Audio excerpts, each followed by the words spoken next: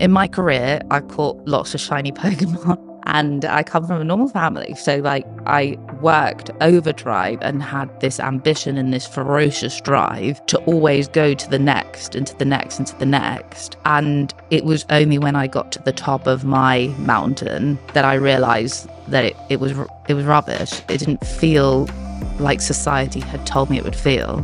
What was driving me to be exceptional was that I honestly thought that if I could show everybody how exceptional I was, then I'd be loved. So I'm joined today by Stephanie Antonian, who is the founder and CEO of Aestora, an AI research lab focused on love.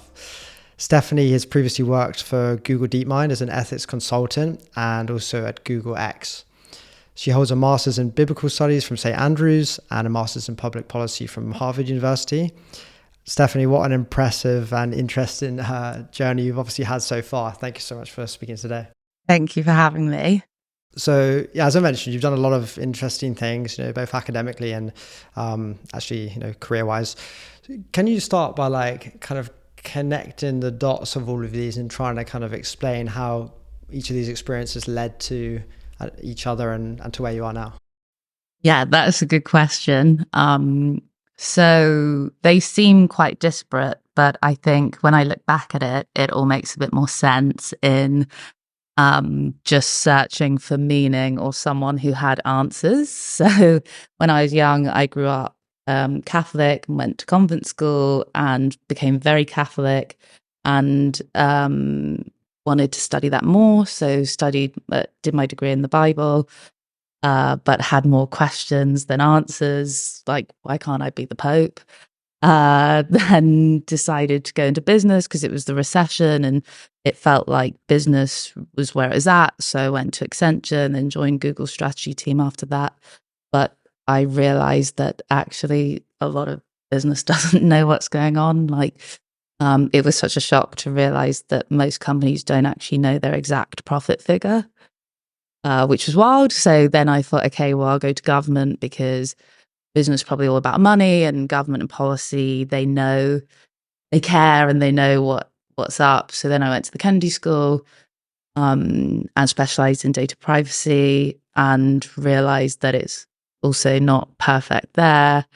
Like in business, people like money, but in government, people like dominionship. So let's start with what you're doing now. So you're the CEO and founder of Aestora, and as I've already mentioned, kind of tagline is an AI research lab focused on love. Yeah. So what is Aestora, and what do you mean by that exactly?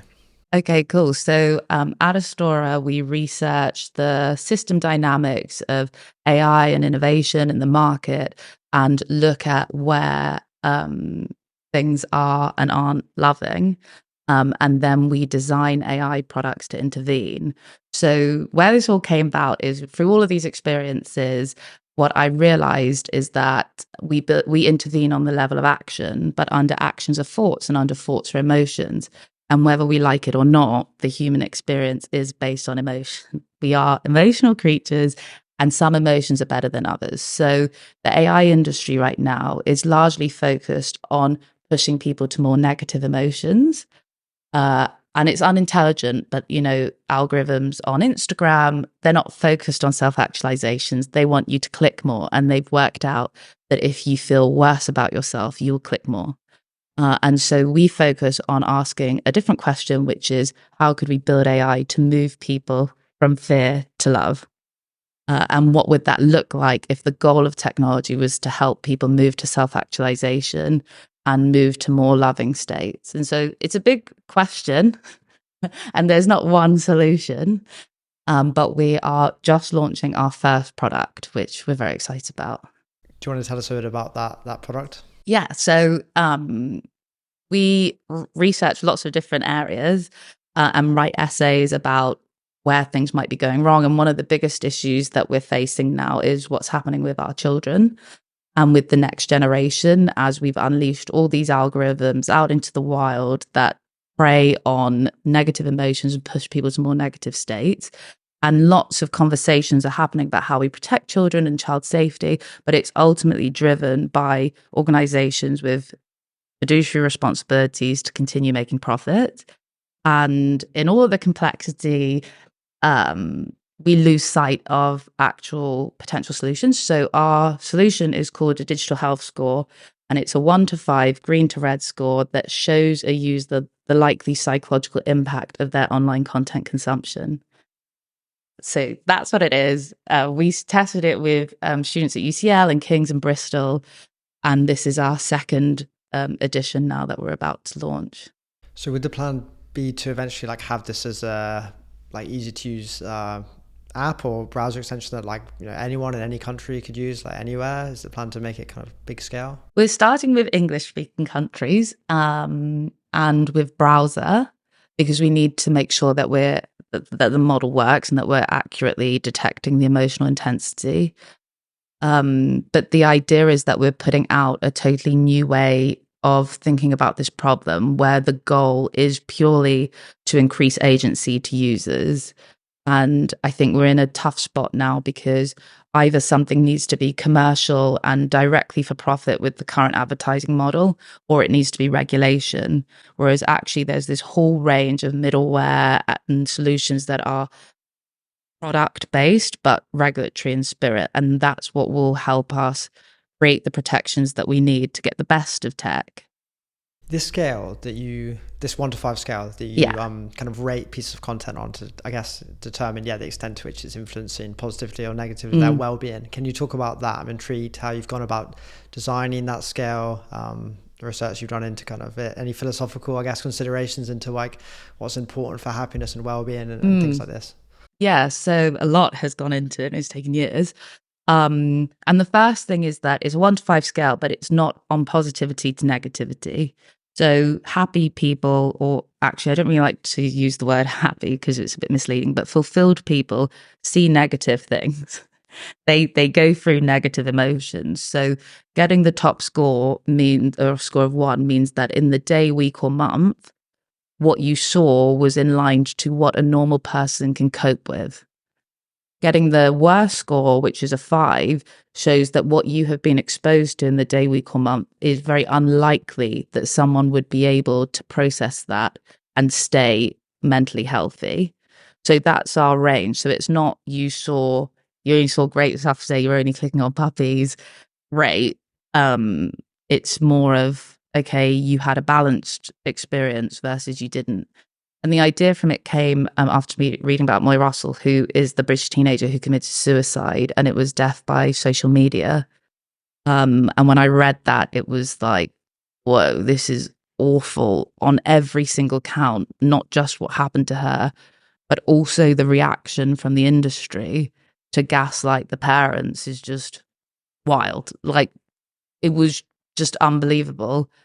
And it was what we were thinking about is, how do you actually design an intervention that can give users, children, and then potentially parents, some way to see how aligned with reality they are, or whether they've just dropped off into just total darkness. I read somewhere once, and it said that when you're in the darkness, you don't need to analyze darkness. That doesn't help. You don't need more data on darkness. You have to turn on the light. I think one of the biggest problems that we have now is that no one knows what people are seeing. It's a bit like food back in the day when we all used to eat junk food all day long, because we didn't really know how bad it was. And right now, users don't know, governments don't know, and the techies don't know what people are actually seeing and consuming.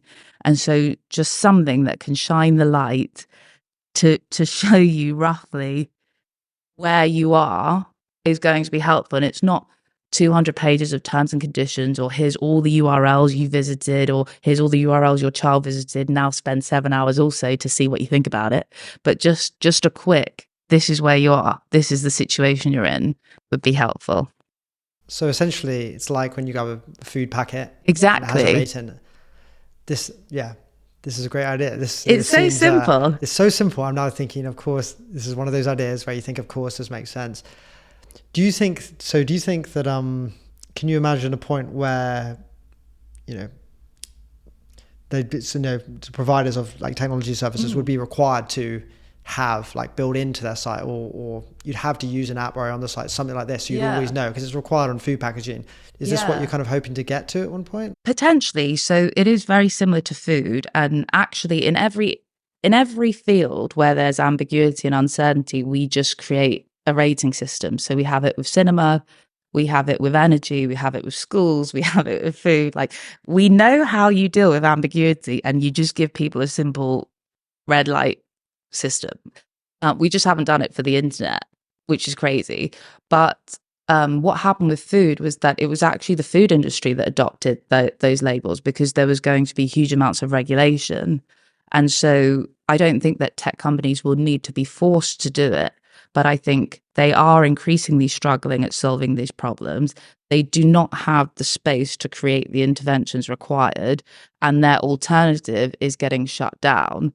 And so innovations in this field that could allow people to have confidence, that could get the best out of the technology while keeping it, would be great. So I would hope that one day, as this product evolves, they choose to voluntarily put this on their platforms and give users the ability to see cross-platform how they manage things, and to have that accountability too. Why is it that you wouldn't want to get this kind of legally enforced at one point, like it is the case, I guess, with cosmetics and food and these other things, as Yeah, opposed to like a voluntary thing? it's not. I don't think it's legally for food. Um, um, it could be regulatory. Um, I guess I don't have distinct views on where it has to go. And I have spent a lot of time in the tech sector, and I do feel like a lot of people really do want solutions, and they would put measures in place if they had them and they'd been developed in certain ways, and you could actually generate a cost benefit that worked. So maybe I'm a bit more hopeful, a bit maybe a bit too hopeful, but it can be regulation. It's just, it's better when interventions aren't forced. Be good to dive a little bit deeper back into that kind of the scale again, though. Like, so what are some of the kind of considerations that help you determine, I guess, the score that someone would kind of find after a day of browsing different content? What kind of positive and negative um, aspects of content that kind of influence people's well-being? Like I said at the beginning, that Aestora is based on this premise that all humans operate on emotion. And so what we do is we scan your content that you're seeing, not like your personal content, but the content that you're seeing. And we're looking at the emotional intensity and what emotion it's trying to trigger from a user. So most of the industry is looking at whether something is real or fake, and that's the big security threat that we have to understand. If it's misinformation, if it's disinformation, where it's coming from.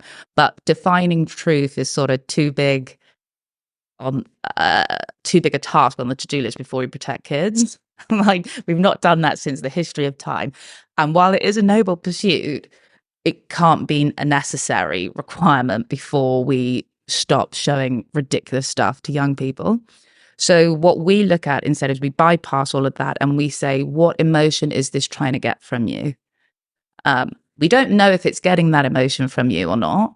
Just like you can eat foods that have high ratings and have a great weight. Like, people can use their own intelligence to work out what the true fit for them is. But what we're looking at is, what does this want to get from you?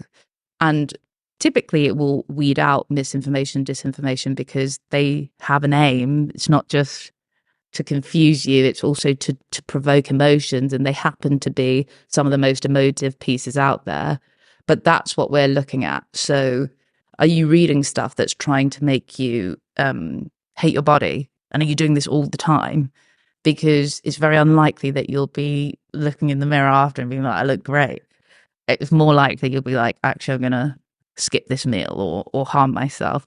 And so that's the key piece that we're looking at: the emotional intensity and the manipulation attempts. And there's been a lot of work underneath the surface, especially with the sentiment analysis piece, because most sentiment analysis is actually done for sales. So it's, how do I exploit somebody's emotions to get them to buy? So you have really big things missing, like shame or just peace, or the actual things that that impact somebody's fulfillment. So we've had to do a lot of work with that, and we've had to do a lot of work behind the scenes to get the models working. But we are launching this second go, and we would love anybody to get involved who would like to join us on this. So with like new technologies kind of coming out, VR and AI and this kind of thing, how do you, what are your concerns around social media in like 5 years from now? Do you think we'll be even more addicted, even more depressed? Like, what do you think about the future of the effects of this stuff on us? I think that no one knows because we don't know what the next generation are exposed to. So I think in the Industrial Revolution, the family nuclearized, and that was a big defining moment in like modern history. And in this revolution, the family's atomized. So you can have a house and you can have your child upstairs, and there's actually nothing you can do now to protect them. And they will spend between 5 and 7 hours watching content that you don't know. And even the government doesn't know. So we don't know the true impact that will have on the next generation because no one's come up with a way to monitor at scale in a simple, efficient manner what on earth is going on. So the other thing that the digital health score gives is just a population view of how bad the situation is, which is something that could really help in those predictions on how bad this situation actually is. Like, for all you know, your child could be watching maths videos, in which case we would have really good, it would be great. Like if they're self-teaching upstairs, that's fantastic. Like if they're doing affirmations, that's great. I mean, we don't know, based on the mental health state and how it's declining. We have some indicators that that's not what's happening. But ultimately, the biggest problem is that no one knows what's happening to the next generation. Apart from this, are you working on any other products at the moment? Maybe you can't speak about some of these, but is I'm just intrigued about like the plan of Aestora in general. So it's to think through things and then just release these if you think it's a good enough idea as a product. Yeah, to then become its own business. So similar to the X model, which was lots of ideas, develop them in-house and then spin them off. So we have lots of ideas and then we'll put out publicly essays, and then there's typically an idea at the end. So some is on financial redistribution, how you solve for truth with LLMs and ideas like that we're not directly pursuing, but they were interesting enough to put out to the public. And then the ideas and products that we're pursuing will we put out once it's all patented and once we can actually do that. So there are more, but other than what is put on the website, we can't share that. But the idea is just if you asked a different question about AI and what it could do, you would get totally different innovations that seem so obvious, but were never thought of because we never asked the question. So if you said, how do we build AI that could help humans be more themselves, and then took the problem space of child safety or algorithmic bias or financial redistribution, you would come up with a totally different answer. And so it's a great time to play in this space because it's empty. And like across all of the products you're working on, thinking about, you've got this idea of love, focused on love. How do you understand, what is love to you? That's a very good question. So when I talk about love, I mean a love of life and a love of humanity. And I thought you might ask me that this morning. And I thought, oh gosh, how am I going to define love? Because it's so undescribable. But I think for me, it means a reverence to just the magnificence of humanity. You talk about, most social media and other kind of companies at the moment aim more at fear. Why are we in this situation? Why are people on like Aestora focusing more on driving engagement through fear than love? If love seems something that's actually possible with technology products, why are we stuck in this bad place? When I was in the AI ethics space, it felt so uncomfortable, but I didn't have the words to describe it. And basically, we have anchored the entire AI conversation on the assumption that AI will be awful And so let's make it less awful. So like even the AI safety space is like, oh, AI is going to be awful, but how do we save something? How do we make something safe? And same with the ethics one, like it's going to be bad, but how do we make it less bad? And so I hadn't even paid attention to the fact that I was just drawn in to the conversation that just assumes it's going to be bad, and then was using all my energy to say, how do I make it less bad? Instead of just saying, well, actually, it might not be bad. How do I focus all my energy on what it could be like if it was good? And so there's a lot that's spoken about in the ideas of like you have to invest in the 7 deadly sins to make money. Like it's also the incentive model that we have behind. Like you want to start talking about AI and love, people think you're cuckoo. But the money isn't there. It's really focused on this fear mongering place and the 7 deadly sins. And that's fine. That's not bad. It's just we were always meant to have a counterbalance. So, it's good to have people thinking about how to make it less bad, but it would also be good to have people thinking about the other space. Like we need some form of counterbalance. So that's what had happened, is that I realized that I was just always thinking about how to make AI less bad. And in that, I had decided that I agreed that AI was going to be awful. So you kind of stepped outside of that way that everyone's thinking. But why do you think that most people are thinking that in the first place? Why is everyone thinking let's make it less bad, less bad, less bad? And you stepped outside and here's how to make it, loving and great. Why are most people primed to go the other way? I think because like the whole AI narrative exploits fear. So I love it when people say like, oh, AI is rational, we need a rational approach. It's like AI couldn't be more hysterical. Like this is the whole AI industry is just histrionics. Like this is ridiculous. It's the entire argument is humanity is flawed and has made all these problems, and so we have to create this technology that might save us, but then it might realize that we're flawed, and if it does, it's going to harm us. And it's like, okay, that is self-hatred personified, and that's definitely not rationality. But because we don't step back and look at what that argument is, it's like we go straight into irrational thinking and just split second rule of thumb thinking in that primal mind, and then we have to protect ourselves because there's this big narrative that's just like danger's coming, and so we rush to protect ourselves because it's so all encompassing and it's just so much. And that's not a criticism in that, like, it's happening. It's really intense, the messaging about AI being negative.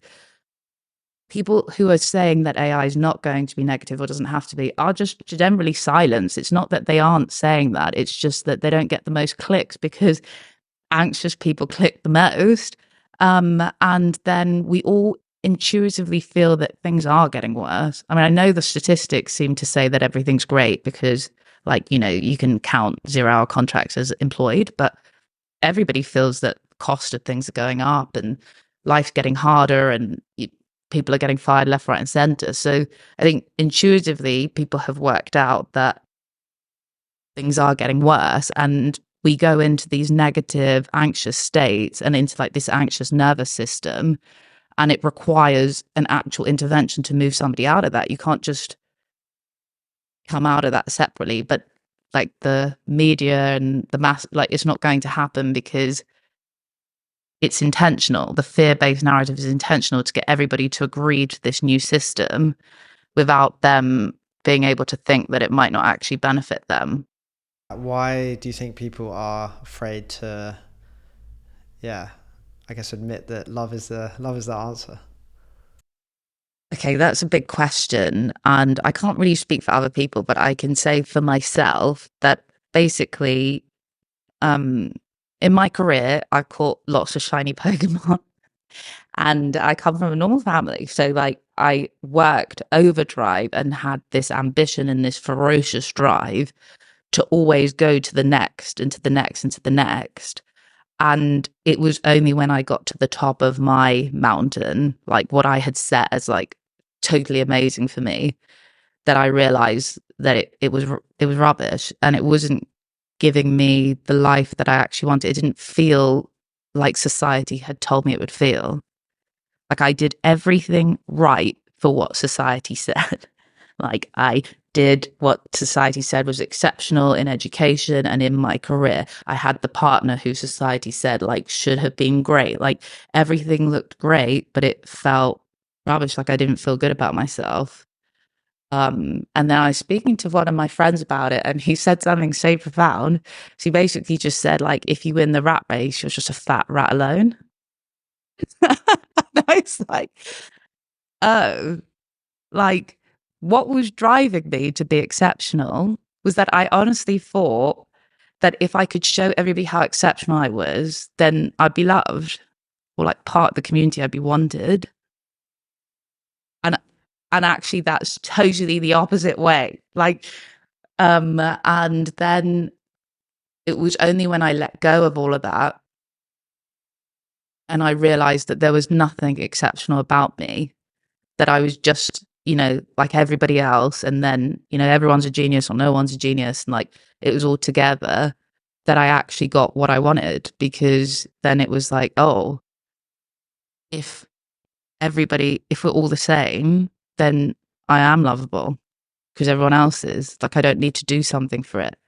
And that was a huge shift in my life, that realization, because then it meant that I never had to prove anything, but I could just pursue what was interesting to me, like as an offering.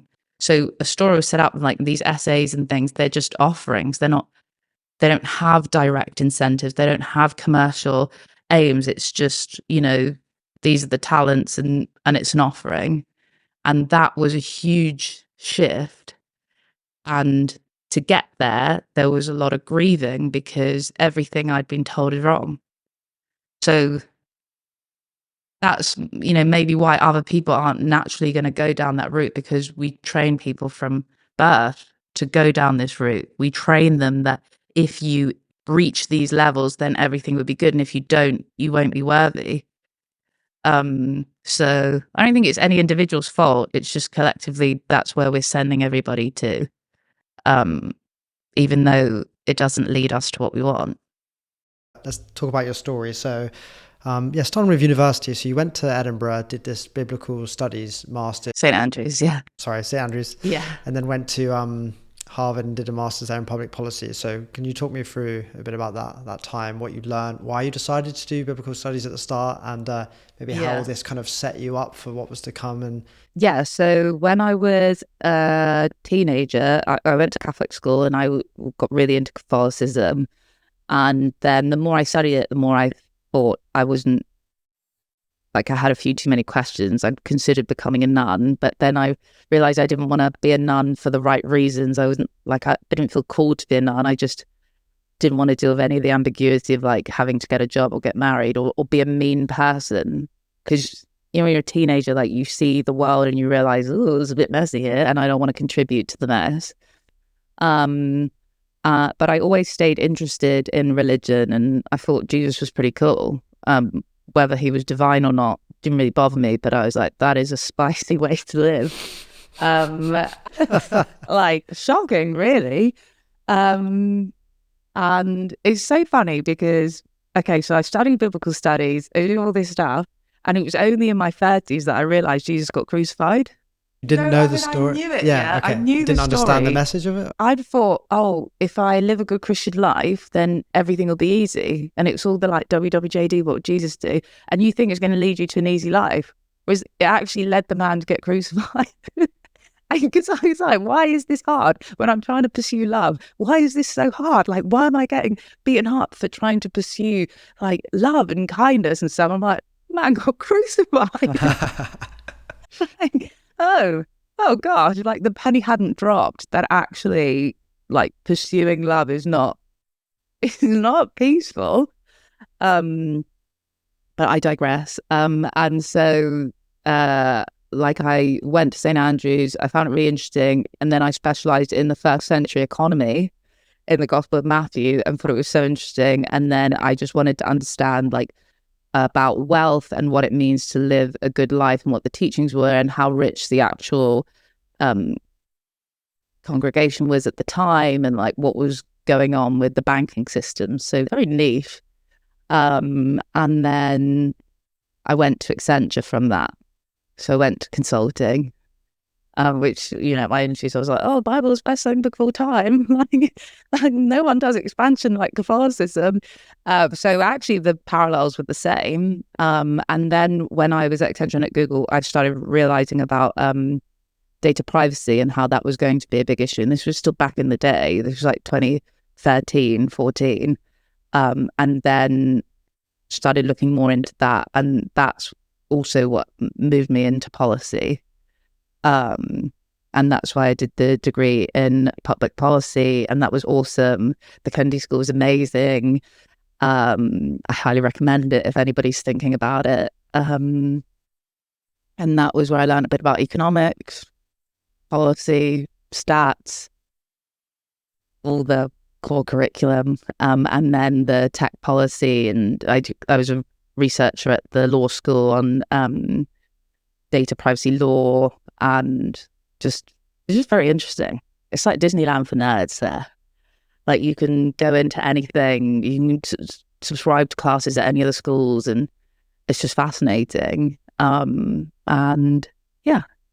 Going to Harvard was great, as you say, but did that help? That can't, obviously a highly prestigious, world famous university.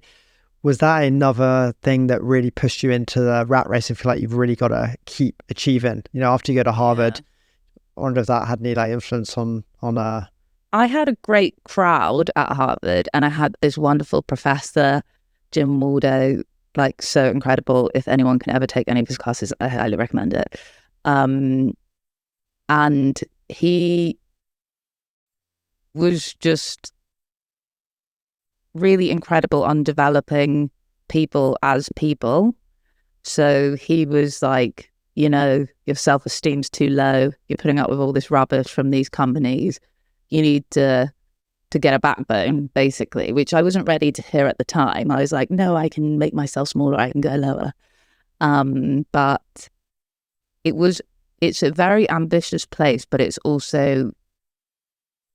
of is the American dream, which I understand, it's hard to live the American dream and stuff, but it's like you also meet normal people there, and they just normalize that you can achieve something. So it wasn't like you had to get the most prestigious job, and especially the Kennedy School is much more relaxed and it's much more open-ended where people go, and it's very good for dealing with ambiguity, which is why I recommend it. Initially, I thought I'd go to the business school, but it was the best thing ever to go to the Kennedy School. Precisely because it's not so dogged about that, and it gives you space and helps you deal with that awkwardness.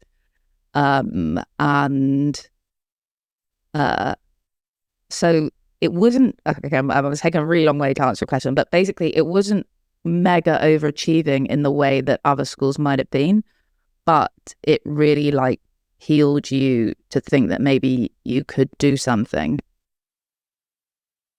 because it just normalizes people. Even you met politicians. I met Ed Balls, which I'd only ever seen Ed Balls on TV or on newspapers, and it's like, oh wow, you look like a normal human. But you just meet people and realize that they're humans too, which sounds silly, but if you don't come from the world where everybody's mega successful, that is psychologically such a it opens your mind up. So in the sense, maybe that actually takes the pressure off, wanting to become one of these supposed superstars a little bit, because you actually see that they're more human. So it actually reduces the chance that you want to aspire to be this great figure potentially. It depends on the school. I took a class called Reimagining Capitalism at the business school, and I was like, this is awful. And I can see that you're under a lot of pressure to become a CEO, whereas the Kennedy School is not. It still hasn't found its niche identity. I'm sure in 30 years it'll be different, but now it was it was just much more real. Yeah. So you went to Harvard, then went to Accenture, then went to Google, and then you got to Google DeepMind. And then, so you moved from there to Google X. Yeah, so I took a break in between those two and was a carer. But Google X, or X, the Moonshot Factory, that was the wacky division of Google, from sort of more famous back in the day. But it was the moonshot, so like the really out there thinking, like the smart glasses, the driverless cars, or like Google Brain or Chronicle, and the stratospheric balloons for internet, just the really wacky stuff. And then I joined on the policy team, and then went to the business team, and then to the marketing team. So it was just sort of like a fly in the wall, and then product. Because I worked remotely in London as a contractor, so that I didn't have to go live in America. And then just, yeah, spent like more than 4 years there, just from team to team, doing a bit of everything, really.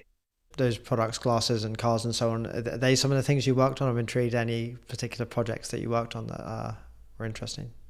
No, I didn't work on any of those projects, so I don't really think I can talk about them on the detailed Or project. secretive, yeah, sure, yeah. Yeah. Okay. And so, yeah, in between DeepMind and X, as you talked about, you were a carer at one point, I believe, for your father. It'd be good to hear a bit about that, because, you know, and the extent to which maybe this was quite a formative period for you. Because I think, the one thing I guess I want to kind of ask and dig a bit deeper into now and get the sense of is, it just feels like you maybe there was just a point where things shifted quite a lot. Yeah. You know, you're in this world for a while, and you've now, you know, more the fear world, and then there was a moment where you moved more into love world. Exactly. So maybe this was one of the most important experiences of that. So I had a relationship breakdown, and then I realized my dad was going to die, and that all happened in like a couple of months. And it was sort of like, oh, how the mighty have fallen. You know, like the year before, it was like I was in love, I was at DeepMind, I was on a fellowship at Harvard, everyone was alive, and then it was like, oh, okay, I'm unemployed, I'm single, I'm in my 30s, I'm living at home, and I'm caring for someone who is going to die. Yeah, that was quite a change, and it was like all of the things I built my identity on had just crumbled. And then it was just about what I actually wanted to do, not. I don't mean this is like a silly way. I didn't know what else to strive for, because I'd reached my pinnacle. So it's like I didn't know what was meant to look good on my CV next, or what I didn't know how to stay in the game. And so that was like sort of freeing, because it was like, I don't actually want to. I want to be here with my dad. So yeah, moved back home, because, you know, you don't really make money when you're like being carer. And then I was just there. And that was it like totally changed my perception of everything. And it was like day to night. We were talking about it before. I was like, you know, before I was like, I'm going to save the world. And then it was like, wow, I can do everything in my power. I can't even save my dad. And it really shaped what was important. I'd never really seen death. So even when palliative care were there and they were telling me like, oh, you know, he'll have to have injections for his medicine. It was like, it didn't make sense to me until it happened that like you lose the ability to swallow. Like I didn't know any of these things. And it gave a very different perspective on everything. And it was a bit like I didn't go into living in the present from peace and love. Like it was more like everything fell apart and there was nothing else. A bit like if you've had an accident and they put those things on your head and you've got to stay like when you're on the stretcher so that you can only look forward. It was like, oh, the past was so painful and the future was even more painful. So it's like, okay, in this moment, what am I going to do? Because before I'd always be like, if I do X, then I'll get Y. If I work here, then I'll have this opportunity. If I go to Harvard, I'll get this, and blah, blah, blah. And then it was just like everything was so painful that it was just like, I can only be here in this moment. And that was the shift. So it wasn't like, yay, lucky me, I'm loved. Was that experience with your dad, like, do you think it was one of like the first times where you'd really actually experienced, you know, things around death and you know, saving people and things around well-being that before had just always been in the abstract, talked about, written about, and it was just like the first time embodied, you'd actually gone through it? Yeah, it had changed it, because then I saw something that said like, oh, statistics doesn't matter to the individual. And when you're in the AI space, you're always talking about statistics as if it's not a human. And what my dad had was his body just stopped making red blood cells, so it's super rare. But it doesn't matter because that happened to him. And it was just, it had all been so abstract on this vision of what humanity was and what was important. And it was a very difficult time, but it was also an incredibly fulfilling time, which sounds a bit weird. But I'd read somewhere, actually, I went to this talk from Peter Vide when I was a teenager and it really stuck. And he was saying that you should never try to be happy because happiness is fleeting, you can't control it. But you should strive for fulfillment, because even when things are really bad, you can always ask yourself, what do I need to do in this moment to be fulfilled? And you have total agency over that. And so it was like, this is an awful time, but actually there are these actions I can do to make it fulfilling. And it was a very meaningful time, which also threw me. It was sort of, I had never really embraced pain and grief to know that it's sort of good. It's like gets that like heart involved in the way that I thought would if I was like, oh, I'm so smart, everybody look at my CV. So it had made everything real in a way that had made the AI stuff so abstract. And it's a bit of a long story. Okay, so basically, this is also random, but I signed up to go to this course, to go to Bhutan, to learn about the Gross National Happiness Index, and it was for alumni, and it was after graduating and stuff, and it was the January when everything had imploded, and in Bhutan they just have a very different view on death, and they're very peaceful about it, and they'll talk about it so openly in a way that like we don't. And there happened to be someone who had been in my class at Harvard whose ex-girlfriend's mum had had the same thing as my dad, and he was like, oh, she died within 5 months, and a painful death, like in the hospital. And then I was sitting, and there was this guy from the medical school who's like one of the smartest men I've ever met in my life. And we had a conversation about it, and he was like, your dad is going to die within 6 months. And it was so silent and it was so peaceful. And it was like, okay, all right, this is happening. And it was New Year's as well. And it was like, I'm about to go home and life is going to be so different. Like now I'm in this magical land, but like I'm about to be caring and with no future employment like prospect. But nobody in the UK ever told me how long my dad would live. And my mum, my sister, they didn't go to Bhutan. They didn't have that silent, calm conversation. And so they didn't actually know he was going to die, because you don't believe it, like, because you want to believe something else. And one of the worst things about being a carer that I experienced was that you don't really get any help in planning or managing your time. So it's like could last 3 days, 3 months, 3 years. You have no idea. So like, do you leave your job? Do you take your holiday? Like, how do you manage that? Like, you don't get that. But because I'd had this conversation, I was like, okay, 6 months, I'm leaving my job. I'm not going to work. I'm just going to focus on this. And he died within 5. And that was the piece of information that I needed, that we won't tell people in our culture. We don't want to tell people when they're going to die, when we think they're going to die, because of liability, because sometimes it doesn't work, because of all these things. And so it's sort of like leading back to the AI piece is like, is AI ever going to tell you what you really want to know? Which is, well, how long does this person have left? Or like, how do I manage these things? Or is it just going to tell you, by the way, you didn't sleep last night? I thought I didn't know that. I knew that I didn't sleep well, right? I know if I've overeaten. I mean, I can get that. But there are these major things in life that we all desperately want to know that we won't tell you. So what does it matter? So yeah, that's a long way to basically say that it just, like, life and death and what it means to live and what it means to live a good life and to enjoy life and all that had been abstract when I was working in AI more intensely. And then AI became super abstract when I was actually living and participating in what was meaningful. and that it just didn't matter as much anymore, the AI stuff. Interesting, because we said before the conversation, you talked about some people at X, moonshot factory, that is, like a lot older and have had more life experiences. Yeah. You think working on technology and doing anything really after you've gone through a proper life is probably a better way to do it. Yeah, and even because I actually ended up at X after being a carer, so I thought I'd given up my whole career. But then they were like, oh, we really like people who have great CVs who blow it all up for something more important, which you don't know at the time.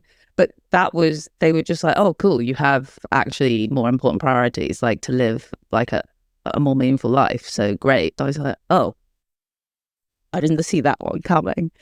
But it was just, my experience was just, it was a very loving place there, and very nurturing. And it was like, I was obviously on the floor from everything that I'd experienced, hadn't made sense of. And it was like just a giant hug. And my experience, like, it was working with the most incredible people who had really high self-esteem and was so loving. Obviously, you're a very deep thinker. You're very knowledgeable. I'm intrigued, like, what you consume that kind of inspires you and, guides your thinking and what you write and work on. Like, books wise, reading wise, what do you read basically? Well, so I think that if you want to ever say something profound, you never need to say something new. You just need to say something that's established wisdom in a new way. So like, nothing I have ever written about is new. It's just newly applied to tech. So I read an eclectic mix. So I just read C.S. Lewis. It's a short book on grieving, about when his wife died, which was like, whoa. And then I'm rereading this book that I read as a teenager that really struck me from Peter Vardy called Being Human. And then I read a lot of philosophy and some science book, like reading something about white holes, that's cool. And then woo-woo books about love. But lots of them are philosophical. I read Fromm's The Art of Loving on holiday. And just, I guess the main thing that I was reading in the last 5 years is what's this love stuff all about? Because when I made that shift, things actually started to feel really nice.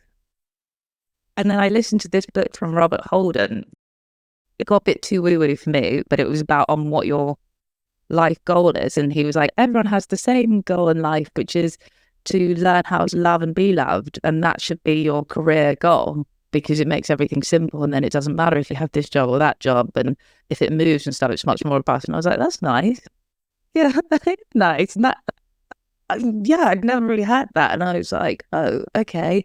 And then I read stuff about, well, how do you build self-esteem, or how do you let go of an inverted ego where you want to save the world, you want to save people, and read lots of books about psychology. And that was just, I was just trying to consume as much as possible. I listened to loads of audiobooks. I'm reading Ian McGilchrist's The Master and His Emissary, but it's just taking me a little bit of time, because I've just had lots of really good ideas. I've got to consume that, like, seriously. So I like to read the books that talk about how we might be thinking, how things might be different and how they might link to love, which is most of the great books, actually. But it's hard because I still need to hear the message repeated. Because even though I'm like, oh yeah, love is the answer, the penny still hasn't 100% dropped. So I like to listen to books that talk about it in a new way, even though they're all saying the same thing in a new way, to just try to get it to land. So yeah, some of the philosophy stuff is probably the best. Yeah, that's very interesting. Okay, and as a final question, so I don't know if you know this, but I actually ask every guest the same question at the end of each episode. I think you're a good person to ask this. So the final question is, what do you think it means to live a good life? Oh, I think it means to love and be loved. I really think that if I was honest with myself, that's all I really wanted. Aside from the baseline, shelter, food, But ultimately, it's just to belong and love. It's sort of crazy in that it's such a simplistic, loving answer, but that is sort of Maslow's hierarchy of needs as well. It's always repeated as the answer. We just don't like it. But I think that's what living well means, loving well. There's many more things I'd love to ask you, some of your essays, so maybe perhaps we could chat again at another point. But thank you so much. This has been really inspiring and interesting. Thanks so much. Oh, thank you.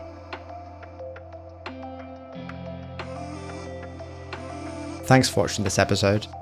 If you enjoyed it, please consider hitting the subscribe button below, and I hope to see you here again.